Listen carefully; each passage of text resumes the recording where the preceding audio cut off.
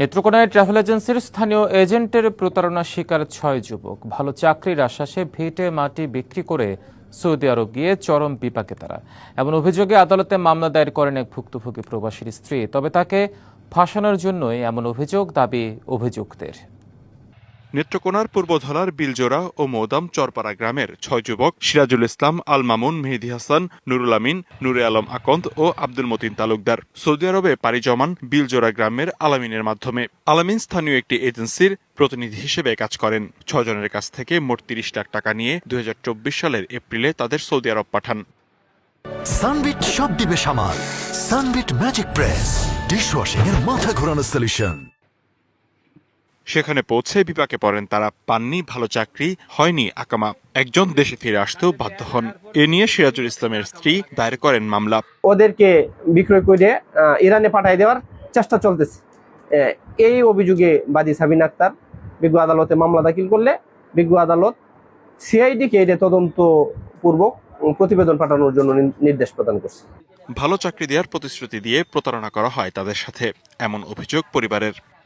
টাকা পাঠাবো দেখে আমি পাঠাইছি, আমার আর উল্টা টাকা দেওয়া লাগতেছে প্রতি মাসে মাসে। খাওয়া দাওয়া দেয় নাই, মাঝখানে 3 মাস বাড়িতে না জায়গা জমি বিক্রি করিয়া আমরা তারে টাকা পয়সা দেয়া খাওয়া টাওয়া রাখছি। এখন এই অবস্থায় আছে। এগুলা বলি যান, এই জন্য সেট টর্চারিং করছে আমার লোক দেয়া হ্যাস্ত করা। কোম্পানি ভিসার কথা কইয়া সাপ্লাই ভিসা দিছে হাতে। সাপ্লাই ভিসা নিয়ে হেন ফাড়াইলে আবার যে কথাবার্তার মাধ্যমে গেছি কথাবার্তার একটাও সঠিক হয়েছে না। দোষীদের শাস্তির দাবি এলাকাবাসীর। এখন তো এই ফুলা ভান এডি যা আগে কিছু চলতে পারতো, এখন তো মুড়ে চলতে পারে না। পরিবার যা আছে সবাই ধ্বংস হয়ে গেছে একবারে। দেশে যারা এই ধরনের চক্রান্ত করিয়া জালিয়াতি করিয়া দেশের লোক বাইরে হারাইতেছে তারা কঠিন শাস্তি।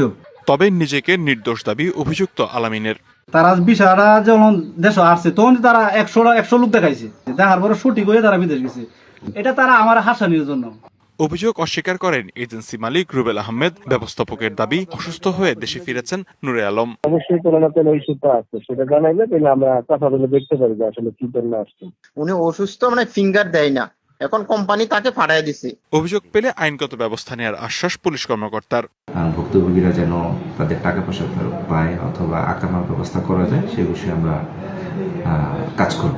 প্রকৃত অপরাধীকে আইনের আওতায় আনতে প্রশাসন উদ্যোগ নেবে প্রত্যাশা এলাকাবাসীর। DBC news desk.